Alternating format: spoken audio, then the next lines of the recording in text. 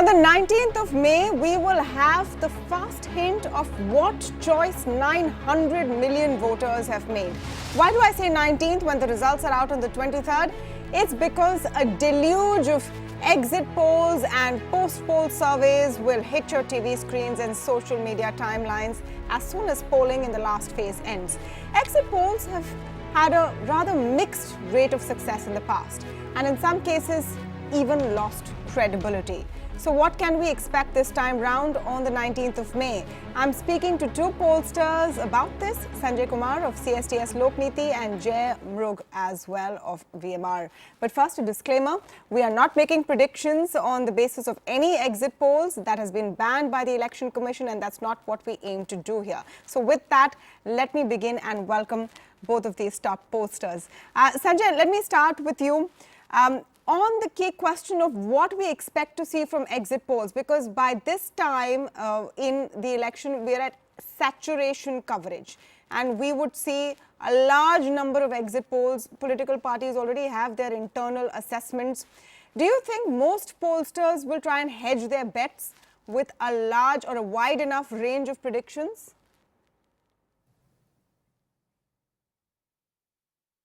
My guess is yes, because as a pollster, nobody wants to go wrong. Nobody wants to be wrong in their predictions. So one thing all the pollsters will be doing is to give a broad band, in a sense, to say between 200 to 220 or something like that. So that's one safe side everybody is going to play with all the parties and with all the allies. I think that's what you're going to see on the 19th evening. Jay, how do you look at it, and about the credibility of exit polls? I know this is a tough question to ask any pollster, but the fact is that in 2014 elections, no one quite saw the extent of the BJP wins. Even in the state elections which have followed, there have been some hits and some misses. Not everyone predicted a three-state win in the Hindi heartland for the Congress either in December last year. Why do exit polls get it wrong so often? You need to be a little kind to the science. Tell me how many times in your living memory have weather forecasts been right? And many more eons of research and years of mathematical modeling has gone into weather forecasting than it has gone into forecasting elections. So in fact, elections are the much younger sibling of this entire forecasting model business. So let's start with that as a starting point. Now, see, it's really a key. You have a very diverse polity. You have a very diverse electorate. Most importantly, you have the first past the post system where estimations can really take you for a toss. You can get vote shares right, but seat shares can be different. Everybody's translation models can be different. So yes, there is a risk, and a lot of it finally depends on how you utilize your experience, how you utilize the anecdotal knowledge that you get, but utilizing your experience with numbers. If something shows you it's moving in this particular direction, do you really know how to normalize that movement? So that's the sort of I would say educated science that goes into it, the formal process. But as I say, if weather forecasts can go wrong, so can this. Likening them to weather forecasts, Sanjay Kumar, do you agree that exit polls are like weather forecasts which go wrong? And is it because of the sample size and the methodology? Agreeably, it is expensive and it is difficult to cover a populace as large as India and a large number of voters. Do you think sometimes there are corners cut which lead to skewed results? Is that the reason?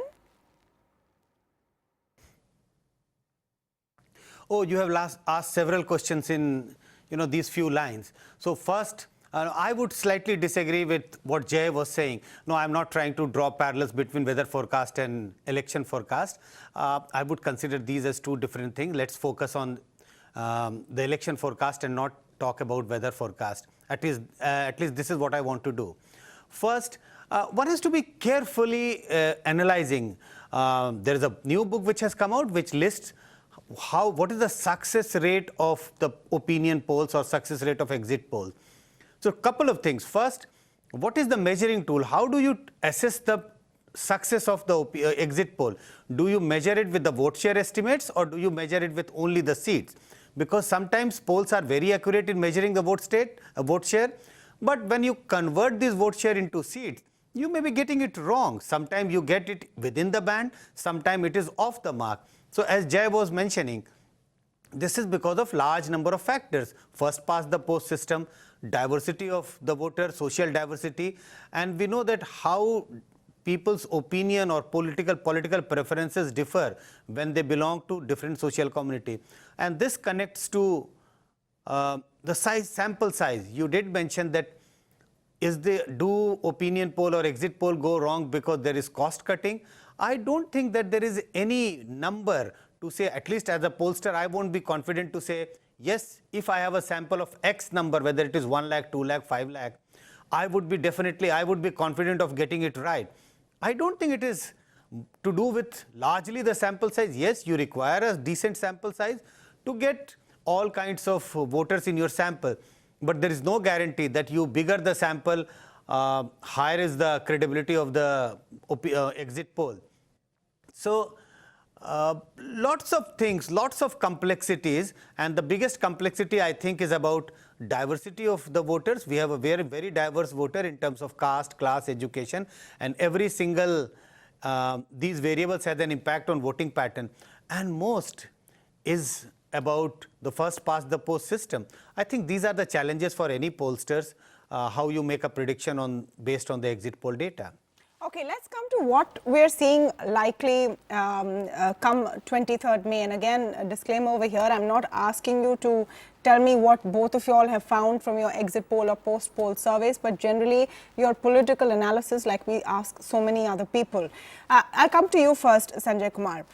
Till about, I would say, even 8 months to a year ago, it was being seen as a comfortable or fairly comfortable victory for the BJP and the NDA.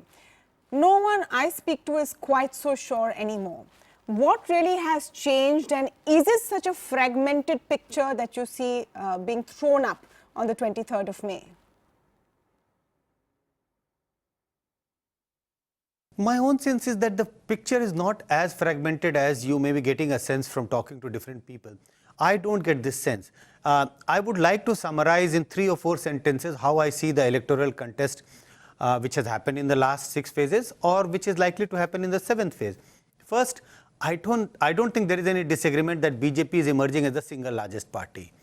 And BJP, along with its existing allies, when I call the NDA, the pre-poll alliance, they would be very close to a majority mark. What is going to be the number, I don't know. Whether they are falling short of majority, whether they would be crossing the majority mark, that I don't know. But my own sense is that they are comfortably placed to be inching towards a majority mark. Let's talk about Congress. I don't think that Congress is in a position to even touch the 100 mark. I don't see them doing very well in many of the states. There is a very thin possibility of Congress, getting seats in double digits in large number of states. There could be few states where their seats could be in double digit. So my own sense is that there is going to be a huge gap between number 1, which in my opinion is BJP, and number 2, which is in my opinion is Congress. So there is going to be a huge gap between these two political parties. I don't see that the verdict of 23rd May is going to be very, very fragmented, as you have hinted in your remarks. Jay, would you agree with that? Do you see a clearer picture than seems to be emerging as of now? See, again, I have to hold my cards, but I can tell you where a lot of the confusion is emerging from, that it could be fragmented, it could be a little divided house. See, a lot of people, collect a lot of anecdotal knowledge on the ground that, okay, community X is voting in favor of so-and-so party ABC. I'll be very, very discreet. Or community Y is voting in favor of so-and-so party DEF. Oh, now this constitutes, some sort of avalanche, and now X party is going to be defeated or Y party is going to gain. See, what they need to understand is that if this voter was with the same party last time and they accost that voter on the ground, it is the same party retaining its vote. It does not constitute a swing. So that's one factor which I believe has created a lot of confusion in ground, and as you said, has presented a lot of conflicting reports about the mandate. That's point number one. So there has to be some refinement and understanding of what constitutes a swing. The second thing is that I would second Dr. Sanjay Kumar that yes, in terms of the larger spread, it is evident that the ruling coalition has created a wider social base. That is very evident in a lot of the reports and a lot of the information that we are seeing. So yes, more or less seconding Dr. Sanjay Kumar with some supporting information and some caveats from my side. Okay, let's look at what the pitch has been for both sides and the narrative that we have seen developing over the last few months. Now, Sanjay, you and I spoke after the Balakot strikes as well, and what impact they would have. If you look at what the key pitch is right now from the BJP side, are the Balakot strikes still a big factor? Are they still a big factor in large parts of the country? Or has the opposition managed to bring issues like unemployment and rural distress to the fore?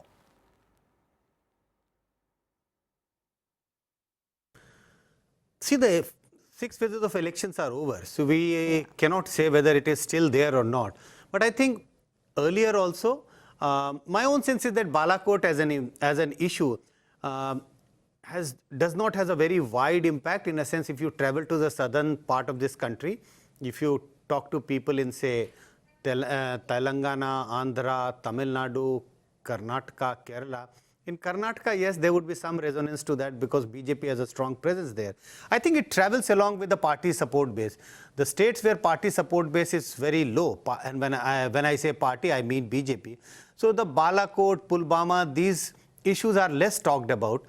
If you travel to the Hindi heartland, and everybody would talk about this. So in the Hindi heartland, the issue of Balakot, Pulwama, nationalism, strong leader, these are the issues people would be talking about. But unemployment, issues of rural distress, these are the issues people would be talking all over the country. It's not that there is a huge divide between South India and North India. But we don't know whether people voting decision would get influenced by this whole issue of unemployment or price rise or similar such issues, rural distress.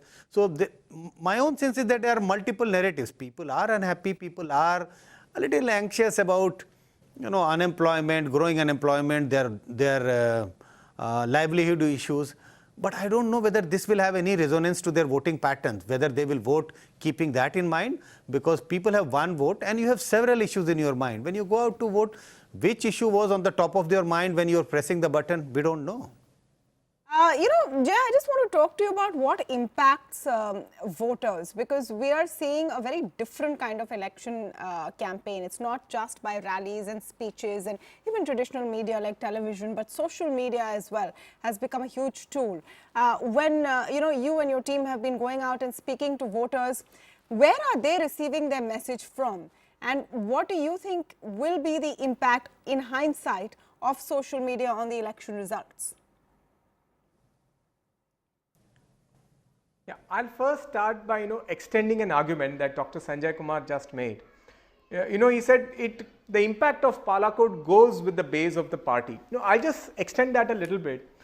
What appears is that wherever the party has an established cadre, issues like Balakot activate the cadre. So it's about cadre activation. I mean, it doesn't mean that there is going to be a sea of surge or a big wave, but the cadre gets activated wherever the party has a strong base. So that's one thing we've observed.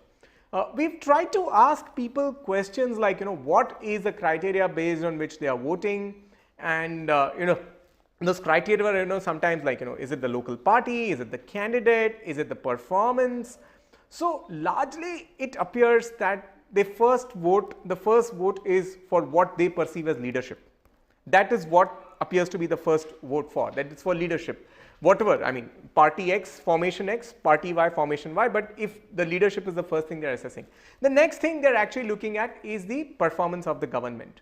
Now, There are no doubt issues of rural distress, issues of sometimes still in some pockets of India malnutrition, that get reported. People do say that there was no road to the village. You would like to vote on that issue, but they are, I would say, not the largest driving narrative.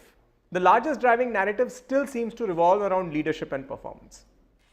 So, as I wrap this, I want to ask the two of you, and I'll start with you first, Jay. Are you willing to stick your neck out and say you stand by the numbers you will present on the 19th of May? Yes, I would. I mean, we've been doing a tracker poll since January. A lot of effort has gone in.